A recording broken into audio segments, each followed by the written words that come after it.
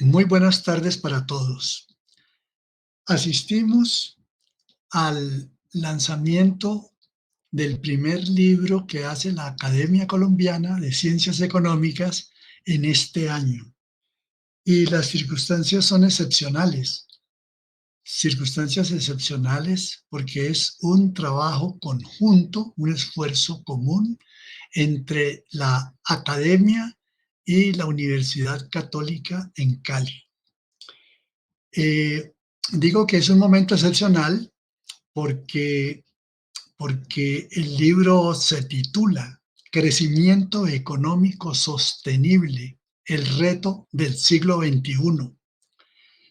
En momentos justamente, digamos, no solamente marcados por la larga pandemia que nos afecta, sino también porque atravesamos una coyuntura excepcional, una coyuntura de cambio, de modificación de muchos parámetros económicos, políticos, de distinto orden. Entonces el libro se sitúa justamente en la cresta de la ola de ese problema de replantearse las condiciones del crecimiento económico en el mundo de hoy. Mundo de hoy que viene con una desaceleración económica a nivel mundial,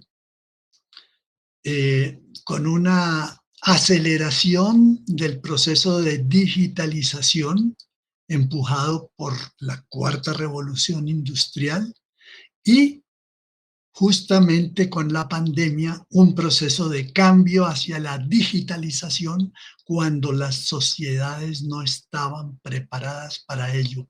Unas en peores condiciones que otras, pero esas son las circunstancias. Bueno, eh, tenemos, tenemos en este acto de lanzamiento, además del autor, Harold Vanguero, rector de la Universidad Católica en Cali, pero también con la condición de que es miembro de nuestra academia. Tenemos también al profesor Edgar Reveis, presidente de la Academia Colombiana de Ciencias Económicas, y a nuestro director de publicaciones, Jorge Iván González. El orden de intervención será, en primer lugar, tendrá la palabra Edgar Reveis.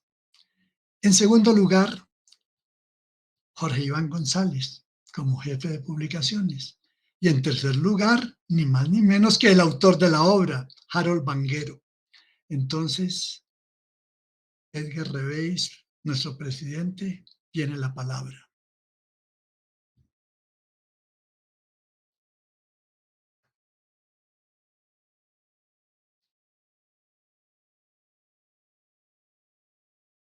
No se oye. Quiero dar un saludo primero a todos los que están escuchando esta presentación y a los miembros de la academia, miembros de número y correspondientes, y a los funcionarios de la Universidad Católica, y a Monseñor Darío de Jesús Monsalve, que es el canciller, la vicerrectora Luz Helena Grajales y al director de investigaciones Fabio Enríquez. Para nosotros realmente es muy interesante haber podido cristalizar esta alianza con un libro que me voy a permitir comentar y del cual hice yo el prefacio. Entonces, quiero decir que para mí es muy honroso haber hecho el prefacio de este libro, porque conozco a Harold desde hace más de 40 años, cuando llegó con su título de PhD en Economía Social con énfasis en economía de la población y desarrollo económico de la Universidad de Carolina del Norte.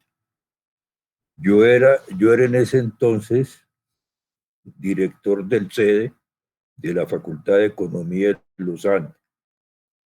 Y él había hecho su tesis doctoral, que era novedosa en la época, y cuyo título fue El costo monetario neto de un hijo en Colombia, que abría hace 40 años horizontes nuevos en el vínculo de la demografía y de la economía. Y en ese momento, el CEDE tenía un grupo de investigación constituido por Alberto Hernández de la Universidad de Princeton y Carmen Elisa Flores, al cual se vinculó Harold Vanguero. Harold siempre ha sido un scholar, un académico e investigador que sabe transmitir y diseminar paradigmas, métodos e informaciones en los campos del desarrollo con visión global y estricta modelización cuantitativa. Entonces voy a hacer un rápido fresco de lo que yo conozco de Harold, de lo que conocí en la Universidad de los Andes y en época más reciente con la Academia de Ciencias Económicas. Recuerdo primero su obra Colombia 2000.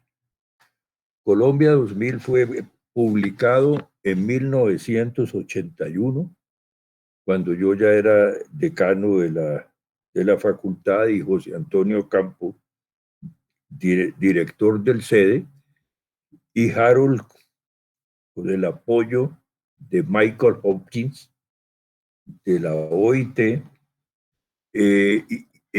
dirigió los estudios del modelo Colombia 2000, que era básicamente una estrategia de desarrollo para satisfacer las necesidades esenciales humanas de Colombia, de la población. El modelo estaba conformado por cinco áreas o subsistemas: población, economía, empleo, distribución del ingreso, consumo y necesidades humanas esenciales, temas que aún son claves hoy. El modelo cubrió el periodo 80-2000 y los resultados, pues, que los he revisado recientemente, llegaron a unos puntos que me parece importantes mencionar. Primero, que los mejores resultados de simulación se obtuvieron cuando la economía estaba abierta y se tenía una política fiscal que combinaba la obtención de fondos adicionales para el gobierno y se hacía la reorientación de dichos fondos hacia los grupos de bajos ingresos de la población, tanto en el área rural como en el área urbana. Es algo que me parece muy interesante resaltar hoy, porque pues alguna similaridad tiene con la situación de hoy. Segundo, que reducir la inversión pública y privada no implicaba necesariamente menor crecimiento del PIB con aumento del gasto hacia las necesidades básicas, ya que las ganancias en productividad de la mano de obra podían compensar las reducciones en inversión directa. Y tercer punto, que una estrategia que combinara una economía abierta con políticas internas orientadas hacia el aumento de los gastos del gobierno en la satisfacción de las necesidades humanas esenciales de los grupos de bajos ingresos, podía producir mejor resultado, dado que las mejoras en la productividad de la mano de obra permitirían alcanzar tasas de crecimiento del producto tan altas como aquellas obtenidas con el enfoque del desarrollo orientados hacia el crecimiento sin distribución, siempre que hubiesen mercados y nichos de exportación y que no existieran restricciones en las importaciones de aquellos sectores que no pudieran producir lo suficiente para satisfacer la demanda interna. Entonces, ese es un trabajo muy importante que creo yo que fue cimentando la visión global que Harold desarrolla ahora en el libro. Segundo punto fue el trabajo denominado irracionalidad económica, con especial referencia a Colombia, que Harold presentó como académico para ingresar a nuestra academia. Es un interesante ensayo sobre la irracionalidad económica, con referencia a Colombia, y en la que Harold controvierte con razón el supuesto de racionalidad de los agentes económicos en la toma de decisiones en lo relacionado con la demanda y la producción de bienes y servicios. Después de analizar los casos de energía, transporte y sector agropecuario en Colombia, concluye que hay evidencias de que las decisiones de política económica atinentes a estos sectores fueron tomadas en contravía según el principio de escasez, constituyéndose en manifiestas de irracionalidad económica. Colombia, dice Harold, debe corregir las políticas de estos tres sectores en una visión ambientalmente sostenible. El tercer trabajo de Harold que yo quiero destacar fue el que presentó cuando se hizo en nuestra academia el foro en la memoria de Álvaro López Toro por sus aportes a la demografía y a los estudios de la población.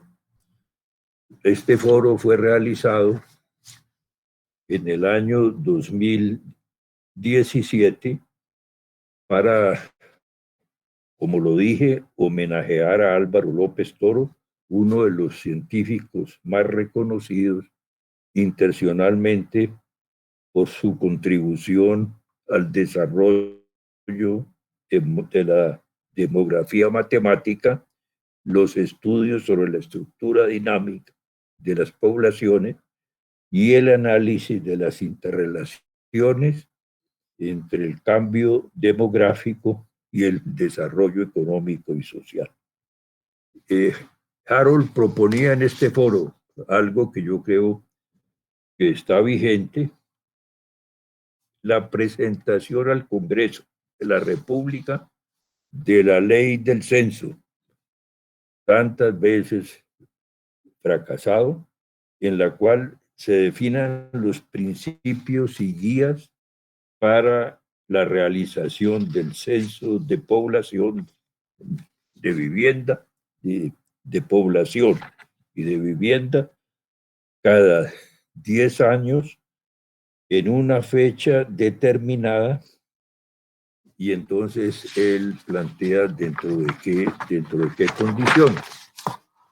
Y también dice Harold, o decía en ese momento, la creación en alguna de las universidades de una escuela de estudios en demografía, población y desarrollo como era el sueño de Álvaro López Toro, que sea responsable de la formación de profesionales a nivel de maestría y a nivel de doctorado, que realice investigaciones que sobrepasen los temas de la fecundidad y la mortalidad, que fueron importantes en la época de la explosión demográfica causada por la alta fecundidad y la caída de la mortalidad en el siglo XX, y aborde con decisión los temas relevantes del siglo XXI, como son la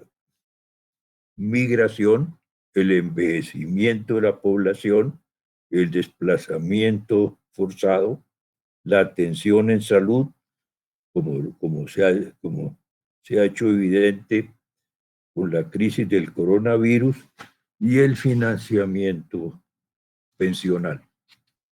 Esta idea, que venía desde los años 60, no ha sido tenida en cuenta ni a nivel político ni a nivel académico. Y el libro que nos congrega hoy, en el cual Harold reúne su experiencia profesional e intelectual para mostrar las razones que explican las diferencias de bienestar entre los países, tema hoy fundamental con la crisis de coronavirus. Y la pregunta esencial ¿es posible un crecimiento sostenible en materia económica y ambiental hoy? Es la pregunta que se hace. Presenta las principales teorías del crecimiento económico, mostrando los aportes desde Malthus, Smith, Ricardo, Stuart Mill, Marx, Keynes, los neoclásicos, Harold Domar, Solow, Schumpeter, los postkeynesianos, Kaldor, Pasinetti, Kalecki, Robinson, Adelman y los institucionalistas. Analiza con detalle el crecimiento económico desde múltiples ángulos complementarios.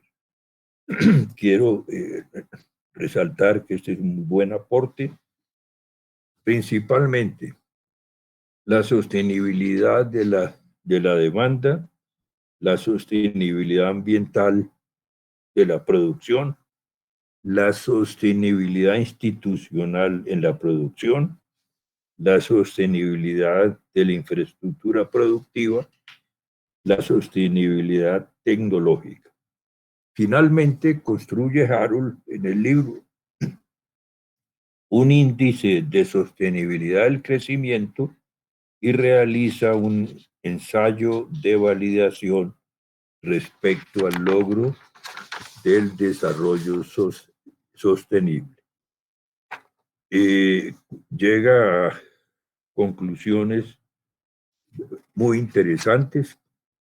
Me voy a permitir, dentro de los límites de esta presentación, mencionar algunas. Primero, que para buscar el equilibrio adecuado entre el capital natural y las actividades productivas, que deben ser reguladas, al buscar mitigar el impacto ambiental y económico del sistema económico y la conservación de los ecosistemas y el bienestar de las generaciones futuras. Segundo, realizar grandes inversiones en la calidad de vida de las personas para mejorar el capital humano y aumentar la productividad por el impacto que ella tiene en los otros factores del crecimiento. Reconocer la evidencia empírica que ha probado que la eficiencia de una economía y el desarrollo de la sociedad dependen de la calidad de las instituciones de un país. regular y orientar adecuadamente la acumulación de capital por la gran dependencia de los países de los mercados externos y su vulnerabilidad ante los choques financieros, económicos y ahora sanitarios. Fijar una estrategia de transición a las tecnologías más limpias que minimicen el deterioro ambiental y permitan el arbitraje entre el crecimiento económico y la sostenibilidad del capital natural. Vanguero demuestra las condiciones del crecimiento económico y la relación de causalidad en su libro, ya que los países con gran inversión en el capital humano y en la calidad de sus instituciones acompasan estos procesos por el desarrollo gradual del capital físico y tecnológico. Así se genera mayor crecimiento económico y un mayor bienestar social. Este encadenamiento debe estar unido a la meta de la sostenibilidad ambiental como gran desafío del siglo XXI. El libro del profesor Vanguero es una buena síntesis de los factores y procesos que insisten sobre la sostenibilidad del desarrollo al unir claramente los conceptos de capital natural, capital humano, capital institucional, capital físico y capital tecnológico con una visión amplia de la sostenibilidad en la producción, las instituciones y la tecnología, que abren amplios caminos de investigación y verificación empírica.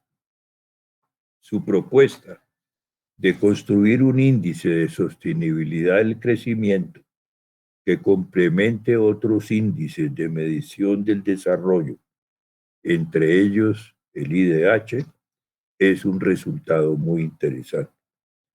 Felicitaciones al profesor Vanguero por este gran esfuerzo intelectual para lograr una visión más amplia de la sostenibilidad del desarrollo ligada a diferentes conceptos de capital y así culminar al nivel más alto su obra, que creo yo que va a seguir adelante con otras innovaciones.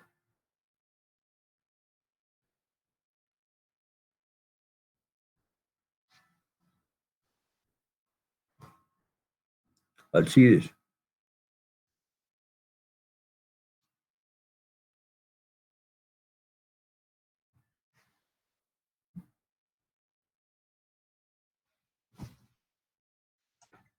Micrófono. Alcides, no se oye.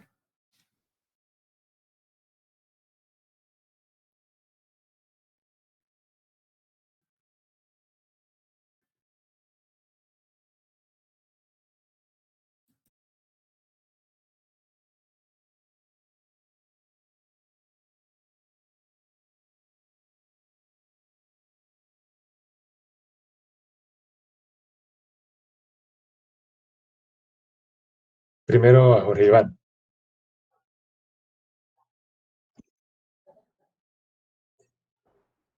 Muchas gracias. Para mí también es muy grato, como decía Edgar, tener la oportunidad de participar en este lanzamiento. En el prólogo, Edgar hace referencia al modelo Colombia 2000. Yo me acuerdo con mucha gratitud cómo varios estudiantes en ese momento, yo era estudiante de la maestría de Economía de los Andes, cómo varios estudiantes participamos de manera activa en la elaboración del modelo. Muchos de ellos, finalmente yo no terminé mi tesis con el modelo de Harold, pero muchos de mis compañeros vinculados a los ejercicios del modelo pudieron terminar su tesis de maestría. Y entonces también quiero hacerle un reconocimiento ahora a Harold por ese trabajo pedagógico en un momento para nosotros muy importante. El modelo era un modelo muy ambicioso con, como decía ahora Edgar, variables de todas las dimensiones.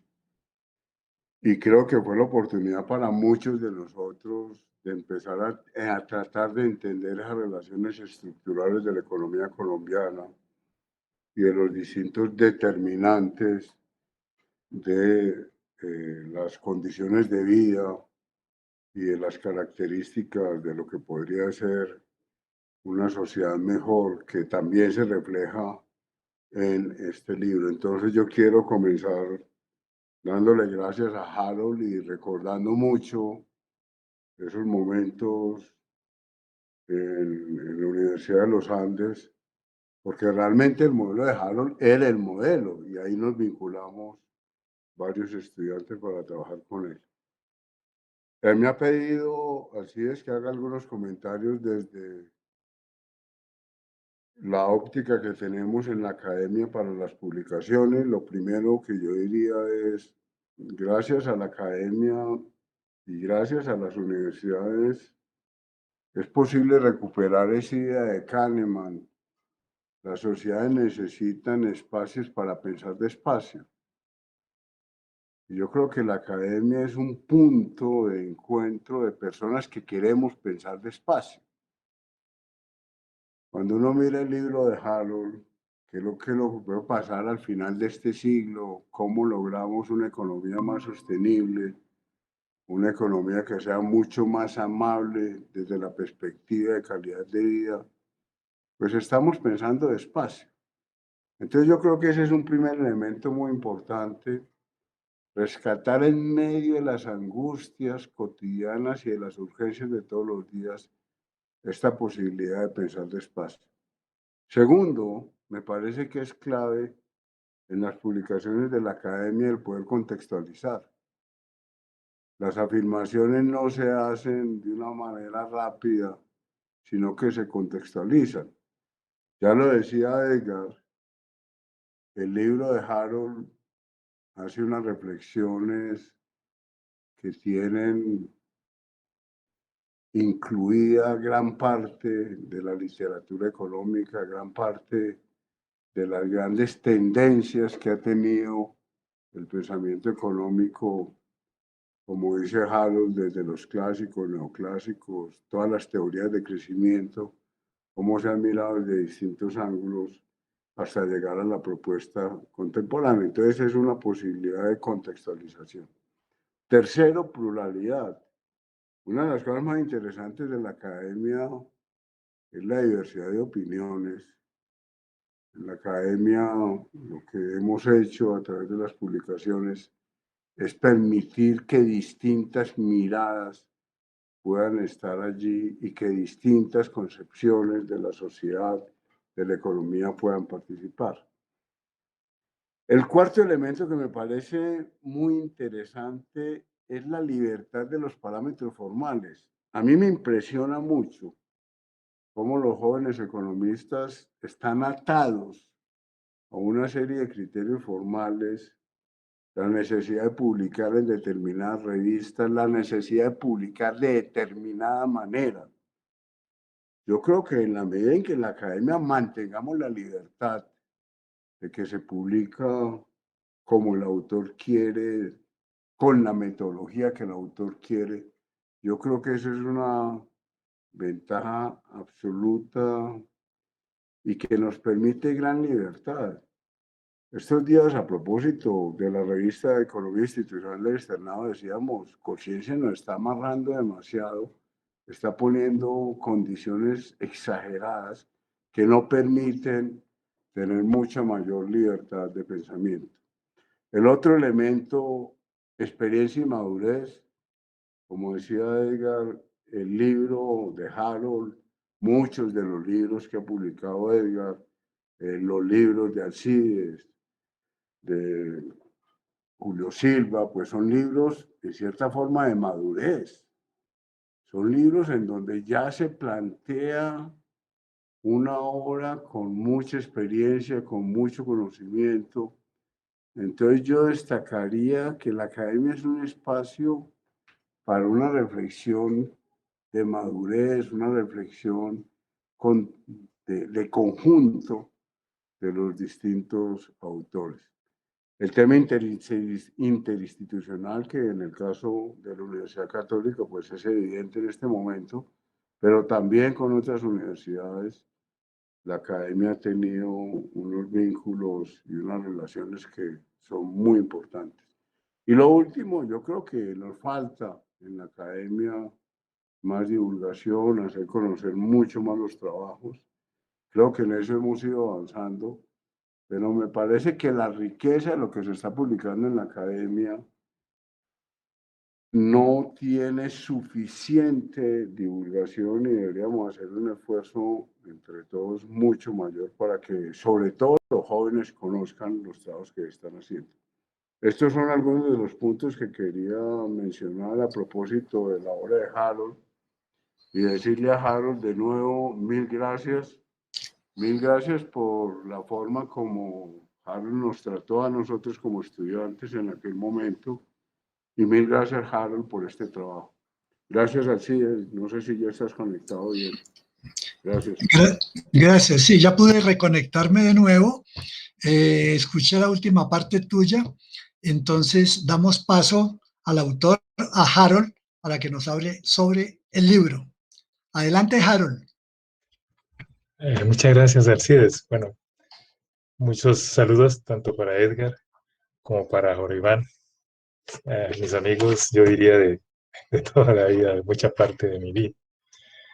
El uno como uno de mis tutores en la Universidad de los Andes y el otro como uno de mis estudiantes distinguidos, porque Jorge Iván siempre fue ese estudiante inquieto, ¿no es cierto?, inconforme. Y yo creo que gracias a eso es que hoy ha llegado a donde ha llegado. Es porque yo diría que para poder avanzar hay que tener ese grado mínimo de inconformidad con lo que existe, replanteárselo todos los días. Y eso ciertamente lo hace Iván constantemente. Bien, yo quiero sí reforzar algo y comenzar con una afirmación del profesor Laukin Carey. En alguna ocasión se le preguntó a qué edad él consideraba que una persona, un economista, podía comenzar ya a escribir en serio sobre las temáticas de la economía. Y él respondió que él consideraba que eso debería ser alrededor de los 60 años. Creía que ya cuando uno llegaba a los 60 años, entonces tenía como la suficiente madurez como para atreverse a decir algo sobre temas específicos de la economía. Entonces, en cierta manera, este libro hace honor a eso, y es que es un libro que ya pues, inicié su elaboración cuando había recorrido bastante en las universidades colombianas, tanto en los Andes como en la del Valle, en la Autónoma y en la Unicatólica. Y refleja en ese sentido todo un esfuerzo continuado de muchos años de reflexión, de pensamiento y de análisis empírico alrededor de estos temas. Este libro, la motivación por la cual me animé a hacerlo es la siguiente.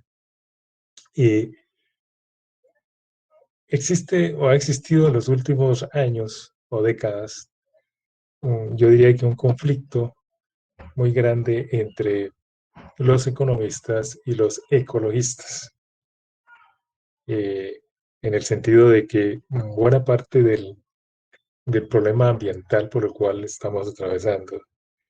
Los ecologistas lo atribuyen, y yo diría que con bastante razón, a los planteamientos y a las decisiones tomadas por los economistas con respecto a el crecimiento de las economías y la producción de bienes y servicios para satisfacer las necesidades más importantes de la humanidad.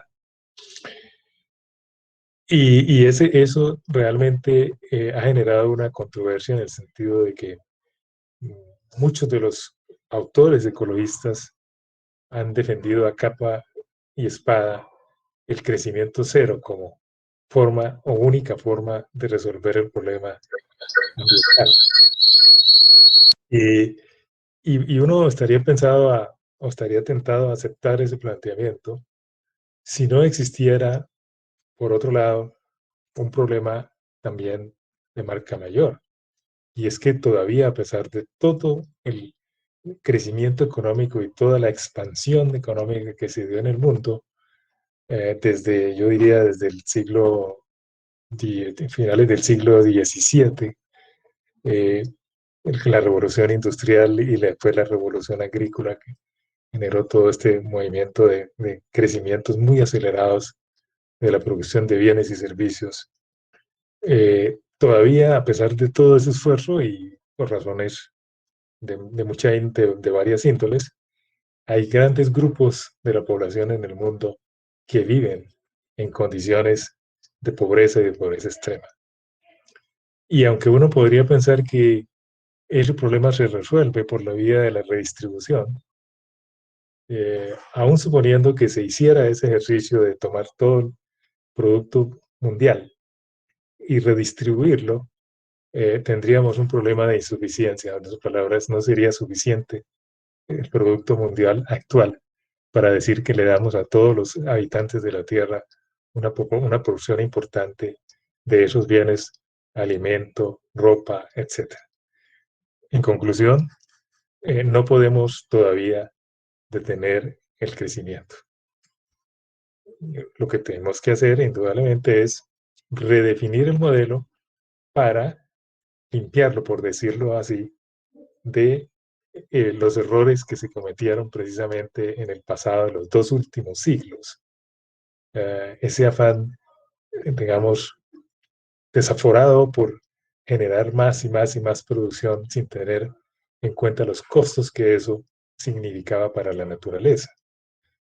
Hasta el punto de que en algún momento del tiempo desaparecimos de la función de producción el factor naturaleza y lo agregamos dentro de un gran factor que se llamaba, un factor que se llamaba capital, que prácticamente hizo que la naturaleza no se mirara de una forma diáfana. Y eso llevó entonces prácticamente a entronizar el capital físico y la tecnología como los únicos factores determinantes del crecimiento, y con el agravante de que la tecnología que se desarrolló es una tecnología, como lo he mostrado no solamente en este trabajo, sino en varios de mis trabajos, tremendamente agresiva contra el medio ambiente. Bueno, es una tecnología casi que, diríamos, destructiva. Yo creo que ese proceso de destrucción comenzó desde mucho tiempo atrás, desde el momento en que se comenzaron a utilizar los combustibles fósiles como o sea, los combustibles no animados fósiles como la energía fundamental para mover todos los procesos económicos en el mundo. Y eso indudablemente ha sido un detonante muy, muy, muy, muy fuerte del deterioro ambiental y de los problemas que hoy en día estamos evidenciando. Entonces, digamos que eso me llevó a escribir este libro con una intención, y es ver si era posible conciliar estos dos intereses que a mí me parecen fundamentales, porque yo he dicho que si no atacamos el problema de la desigualdad social y de las inequidades sociales y el problema de la falta de inclusión social, pues estamos abocados en los próximos años a un estallido social, a una revolución social muy fuerte a nivel mundial. Pero tampoco podemos descuidar el tema ambiental, porque si no hacemos algo para tratar de frenar el deterioro ambiental, pues también estamos abocados a otra crisis y no solamente que puede generar pues mucha inconformidad de parte de grandes poblaciones en el mundo, sino prácticamente la destrucción del planeta. Esa es la realidad simple y sencilla que motivó el escribir este libro, es tratar de encontrar o demostrar que es posible lograr conciliar los dos intereses, lograr mayor crecimiento de las economías con un modelo distinto, obviamente, del actual. Yo en eso soy heterodoxo, aquí hago un planteamiento de un modelo de crecimiento económico que se aparta o se divorcia de las visiones tradicionales que ha tenido el crecimiento económico y el asunto del tema del ambiente que creo que pues en los últimos años afortunadamente autores de gran nivel, incluso premios Nobel, empiezan a mostrar como una necesidad imperiosa de cambio en el mundo. En ese propósito, pues por eso hice esa revisión tan exhaustiva de autores en la primera parte del libro, porque quería partir de allí, ¿no es cierto?, de lo que se ha hecho hasta ahora en materia de teorización de lo que es el crecimiento económico, para reformular y replantear en el capítulo segundo algunos aspectos de ese modelo. Y yo comienzo en primer lugar por retomar nuevamente la función de producción no con 2, sino con 5 factores de producción. Eso es importante de hacerlo. Había que recuperar el factor naturaleza como algo con su identidad propia dentro de la función de producción. Y eso me permite entonces ya evaluar aspectos que tienen que ver con la sostenibilidad ambiental y la conservación de los recursos naturales como un elemento fundamental en un modelo de crecimiento económico, pero también incorporo elementos de las nuevas teorías de crecimiento que tienen que ver con la institucionalidad y el papel que juega la institucionalidad en procesos de crecimiento y desarrollo económico, y reevaluar muchísimo el capital físico que sí está en la función de producción tradicional, pero sobre todo la tecnología. Yo creo que la solución al problema ambiental pasa no solamente por un replanteamiento económico del problema, sino sobre todo por el desarrollo de un cambio tecnológico, o sea, por lo que llamo yo una revolución tecnológica sostenible. En otras palabras, la creación de una nueva tecnología que sea amigable y no enemiga de la conservación y de los recursos naturales y del medio ambiente. Eso implica no solamente un trabajo de los economistas, sino de todos los científicos, los ingenieros, etcétera, etcétera, para replantear mucho de lo que hoy en día hay en tecnología en el mundo para comenzar de nuevo. Si ustedes miran el campo energético, por ejemplo, pues tenemos que reemplazar los combustibles fósiles. Y eso tiene un plazo limitado. En un horizonte relativamente corto, el mundo va a tener que hacer la transición hacia modelos que se utilizaron eventualmente en las sociedades económicas primitivas para generar energía, tenían que ver con el agua, tenían que ver con el viento, tenían que ver con el sol. Y curiosamente hoy, apenas en estos momentos, después de ver semejante desastre que hemos causado con los combustibles sólidos, combustibles en base al petróleo, el gas y todos estos combustibles fósiles, estamos planteando retornar a los inicios, o sea, cosas que ya estaban enunciadas desde muy temprano en el pensamiento económico, desde los inicios de esta era, incluso antes de la era de Cristo. Muy bien. Entonces, lo otro que yo creo que es importante destacar en este libro y que lo plantea como diferente a lo que normalmente se ha hecho en esto, es que yo creo que los factores de producción no están en igualdad de condiciones. Hay unos que son prerequisito de otros. En otras palabras, el proceso de crecer económicamente tiene una secuencialidad y que dependiendo de que eso se haga o no se haga, pues los países podrán crecer más o crecer menos. Y yo diría que eso explica en buena parte la diferencia que hay entre países que han logrado hoy en día altos niveles de crecimiento y países que a pesar de todos los esfuerzos que hacen, no lo logran. Y es que hay una secuencialidad en el proceso. En primer lugar, y este es un prerequisito fundamental, hay que tener definido el mercado. Y eso es un tema que yo aboco en el primer capítulo del libro después de la presentación general del nuevo modelo. Es que para que una economía crezca tiene que tener un mercado, sea un mercado interno, sea un mercado externo, o sea una combinación de los dos. Pero tiene que haber un mercado, porque de lo contrario, las posibilidades de crecer y de aprovechar, digamos así, las ganancias en productividad, pues se frustran. Entonces, eso es un punto y entonces la primera pregunta que yo me hago es, ¿cómo garantizar la sostenibilidad del mercado? ¿Cómo garantizar esa sostenibilidad?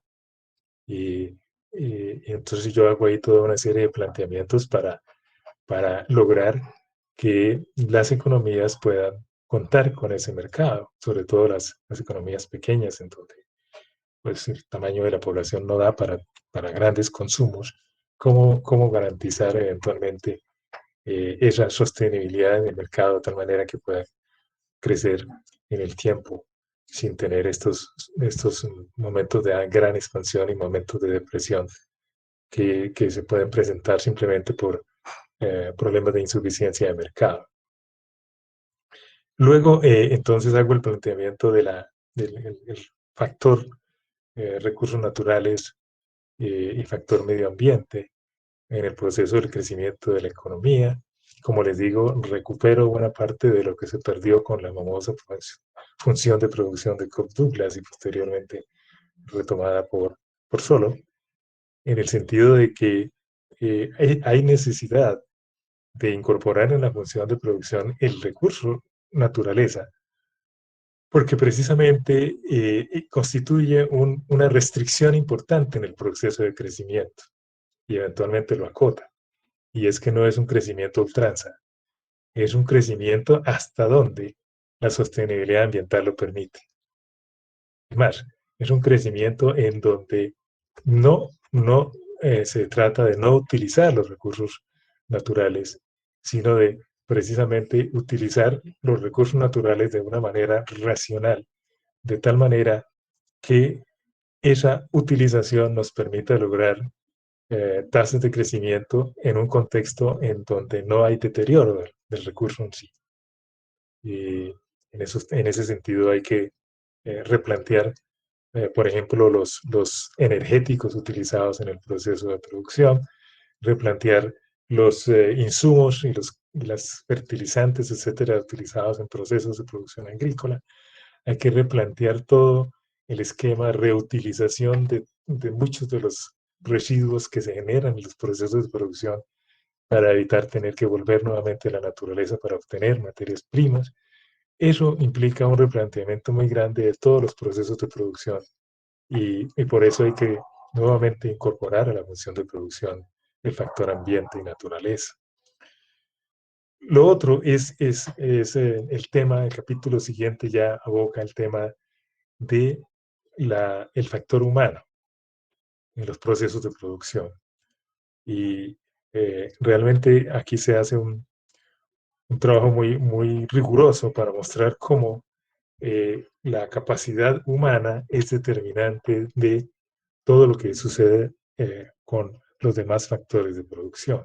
Y por lo tanto, una economía que quiera crecer, y es algo que se tratan pues muy en detalle en los capítulos 4, 5 que son del libro, es que una economía que aspire a crecer razonablemente debe hacer inicialmente un gran esfuerzo de inversión. Y esto es algo tomado del Colombia 2000 precisamente. En la creación de potencial humano, de capacidades humanas, por la vía de invertir en cosas como la nutrición, la salud, la educación, de tal manera que nosotros podamos contar con un factor humano con alta capacidad de utilizar muy eficientemente los otros factores de producción y de esa manera entonces lograr más con menos recursos.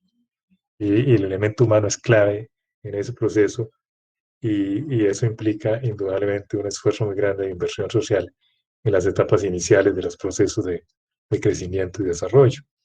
El otro factor que también actúa como una restricción y explica en buena parte por qué no crecen más algunas economías es la institucionalidad. Eh, se requiere contar con una institucionalidad que favorezca los procesos. Eh, y eso implica desde revisar normas, revisar estructuras, organizaciones, procesos, procedimientos, comportamientos, actitudes, eh, para lograr que el marco institucional no se nos convierta en una talanquera, no se nos convierta en una barrera que precisamente frena el crecimiento en lugar de potenciarlo. Esto es algo que ya está suficientemente validado y comprobado en muchos estudios a nivel mundial y es el rol tan importante que juegan las instituciones en procesos de crecimiento y desarrollo. Y yo diría que ahora también las instituciones van a tener que jugar un papel clave en garantizar la sostenibilidad ambiental en nuestros países. Una vez que ya tenemos esos dos pilares fundamentales que yo llamo que son como los cimientos del edificio, entonces sí hay como las condiciones para que lo que tradicionalmente se ha hecho, que es inversión física, creación de capital físico y desarrollo tecnológico, encuentre tierra abonada para que pueda fermentar. En otras palabras, la eficiencia en el uso del capital físico y en el desarrollo tecnológico depende críticamente de la capacidad que tengan los seres humanos y las instituciones para aprovecharlos de manera eficiente y sostenible. Entonces, digamos que están los mismos factores de producción, pero lo que yo hago aquí es mostrar cómo no es indiferente el orden en el cual uno trate de impulsar esos factores de producción. En otras palabras, impulsar cambio tecnológico en un contexto en donde tenemos una población con muy bajos niveles de educación y una población, una sociedad con una muy baja institucionalidad, no genera, no produce los mismos recursos en términos de crecimiento económico que si eso se hace en una sociedad en donde están dadas estas condiciones en términos de capital humano y capital institucional que facilite y promueva los procesos. Y posteriormente a esas reflexiones yo hago dos ejercicios que son importantes cuando uno hace afirmaciones de estos calibres. Lo primero era intentar hacer algún esfuerzo o algunos esfuerzos de validación empírica de algunas de las hipótesis, sobre todo estas hipótesis de secuencialidad en el proceso y de la importancia relativa de los factores. Y eso entonces me constituye un capítulo en donde, utilizando datos de países del mundo, pues digamos, encuentro suficiente evidencia econométrica y estadística para, por lo menos, de manera preliminar, encontrar que hay cierto soporte desde el punto de vista empírico para lo que aquí se afirma como hipótesis fundamentales del proceso de crecimiento económico y de los condicionantes que tiene. Y como decía Edgar Reveis, termino el libro con una propuesta de formulación de un índice para medir el grado digamos, para cada país, el grado de avance en términos de su modelo de crecimiento económico sostenible y tratando de, con este índice, ver hasta qué punto un país hoy en día ha logrado desarrollar un modelo de crecimiento económico que sea compatible y sostenible en términos del medio ambiente y de los recursos naturales. Y además que sea sostenible, como lo afirmaba Edgar, en los demás factores, sostenible en el mercado, sostenible en lo que tiene que ver con la creación de capital humano, la creación de institucionalidad, la creación de capital físico y la creación de tecnología sostenible con el medio ambiente. Eso es en síntesis este libro, realmente es una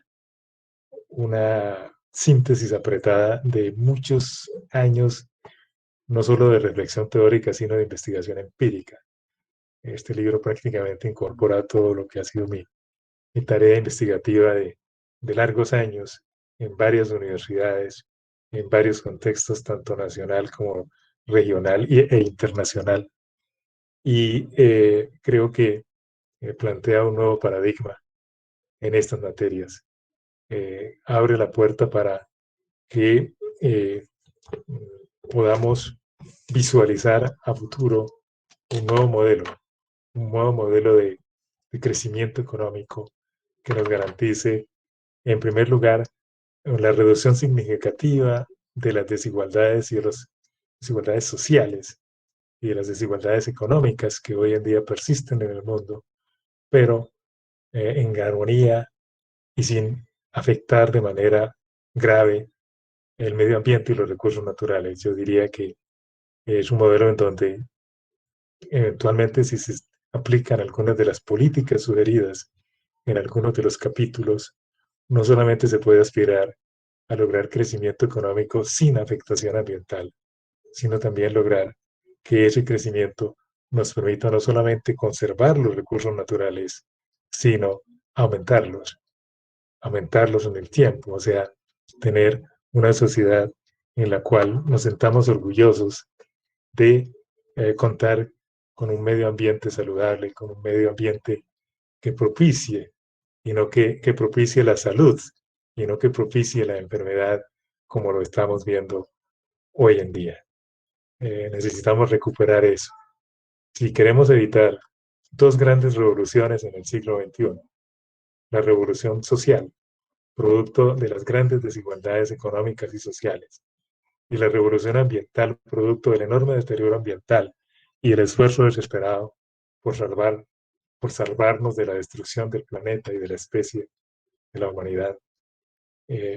Tenemos que intentarlo, y en ese sentido yo espero que este libro sea una pequeña contribución a ese ejercicio que deberá continuar en los próximos años, y espero que muchos más economistas en el mundo y en Colombia, y es una motivación para que muchos más de los economistas colombianos sigan trabajando el tema. Yo espero darle continuidad a esto. Llevo 10 años trabajando el tema de la sostenibilidad desde diferentes ángulos, y espero seguir en esta tarea, en esta labor, proponiendo ideas, proponiendo iniciativas, validando empíricamente mucho de lo que hago. Eso es como le arranqué diciendo en el caso de Jorge Iván, eso es producto del inconformismo con lo que hay. Si no fuera porque hemos sido inconformes, Jorge Iván, no estaríamos haciendo estas propuestas interesantes que van posiblemente en contravía de muchos de sus colegas que estudiaron con usted y hoy en día ocupan cargos importantes en el gobierno, ¿no es cierto?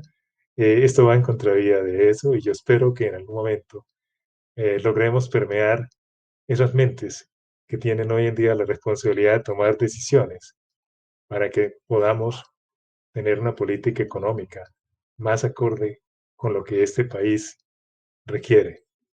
Una política económica que realmente esté enfocada a corregir las desigualdades sociales tan enormes que tenemos en este país y a corregir los errores que hemos cometido en lo relacionado con el medio ambiente y los recursos naturales. Ese es el desafío que tenemos, y lo quería plantear en este libro. Y si he logrado por lo menos cautivar algunas de las mentes en Colombia, me siento realmente satisfecho y contento de haber hecho este gran esfuerzo que me ha tomado mucho tiempo, mucho sacrificio en los últimos años, porque he tenido que utilizar mucho de mis horas nocturnas para dedicarme a esta labor, porque estoy activo, sigo trabajando, tengo que cumplir con las responsabilidades del día a día, pero nunca, nunca eso ha sido impedimento para que yo continúe con mi labor pensante. Agradezco enormemente a la academia, en primer lugar, por haberme recibido como miembro. Es un honor que todavía creo que no merezco suficientemente. Espero irlo mereciendo con el tiempo, pero sobre todo por haberme dado la oportunidad de, como decía Iván, de hacer nuevos planteamientos, de lanzar ideas nuevas, concepciones nuevas que creo que el país lo necesita. Yo quiero, y estoy de acuerdo con ustedes, necesitamos una academia mucho más actuante, una academia que tenga mucho más impacto, digamos así, no solamente en la sociedad, sino en la política y en los que están tomando decisiones de política. Yo soy de los que creo que la academia tiene mucho, mucho que aportarle a esa reflexión de qué país queremos, sobre todo ahora que nos toca emprender una tarea, yo diría, muy, muy compleja, y es sacar al país de la gran depresión económica que vamos a tener que enfrentar una vez superemos las dificultades que nos ha planteado esta pandemia del COVID-19. Enhorabuena, bienvenida a las ideas. A Edgar Revés por sus palabras, a Jorge Iván igualmente, y por supuesto, Harold, tú sabes que es tu casa y entonces esperamos que en una nueva ocasión, ojalá más pronto que tarde, te tengamos de nuevo. Muchas gracias a todos nuestros seguidores por las redes sociales y por la misma academia que nos siguen con regularidad. Muy buenas noches. Muchas gracias.